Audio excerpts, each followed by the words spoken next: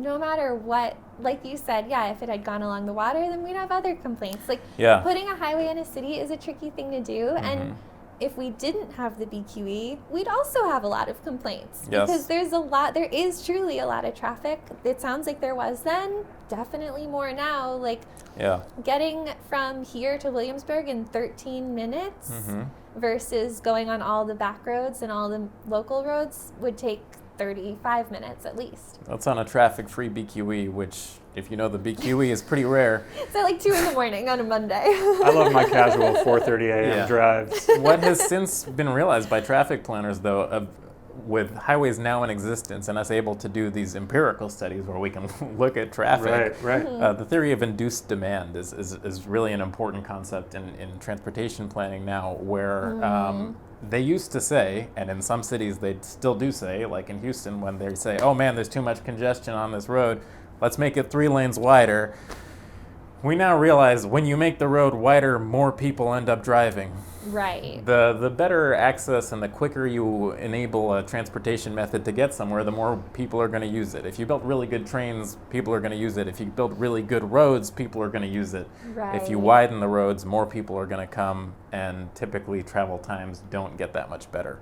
Right. Is that, how much of that is based also on the idea that a road above ground is kind of 2D, but like tunnels are potentially 3D? Like, could you potentially build tunnels on top of tunnels to like make it so that possibly there'd be more vehicles? We just watched an interview with Elon Musk, which is where he's that's what he's pitching. From. So I'm trying. I'm not pitching Elon's idea. I'm curious if that's just something that he's saying, versus actually something that is closer to an objective. I don't know the academic work on this so far, but I would assume that the theory of induced demand would still apply, especially in the situation of a tunnel where you can only build tunnels so fast, and you can only kind of connect new routes so quickly.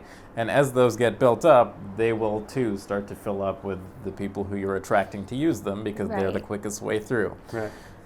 Some transportation planners, turn to the idea of flying cars, right? If you're going up in 3 dimensions, right, then we start to escape some of the problems of congestion that we now see in cities. I'm really not hopeful on that as a solution for the future of transportation planning. Which he brought up as messy. well, actually, and he was like, if you can imagine what a drone sounds like, imagine a car. And then again, it's just that everyone's in their own individual that's the true problem. Trying to go in different directions and I think the future of transportation planning, in my personal opinion, has to be in mass transit. Single occupancy vehicles, or vehicles that carry only a small pot of people. While they might be attractive in the time of a pandemic, as we are now, they've got a lot of problems when it comes to logistics of moving people around that you kind of start to escape when you get larger, defined routes. Right. I have one question that isn't specifically related to the BQE, but is related to kind of what we're talking about right now.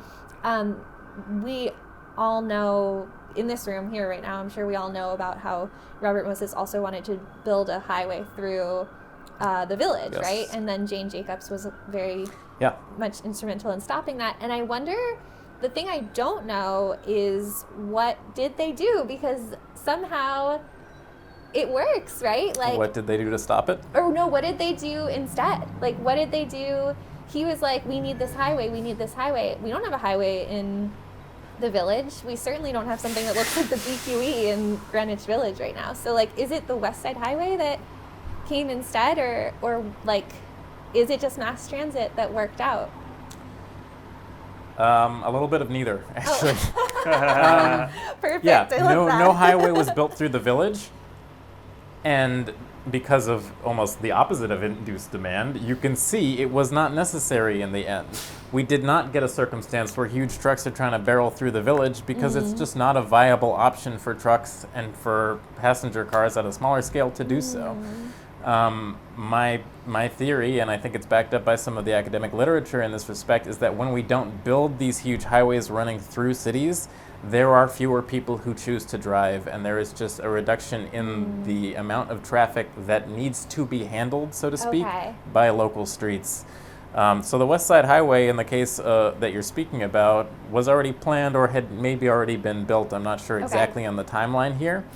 But the West Side Highway used to be an elevated highway too. To your earlier point about access to the water, that it completely cut the water off from most of Manhattan. And at the time, the west side of Manhattan was industrial docks. They were docks that were primarily commercial industrial purposes, and completely the opposite of what we now think of when we think of the West Side Highway and we think of the Hudson River Park. Yeah. We think of this beautiful, pretty easily accessible route along the water, this greenway.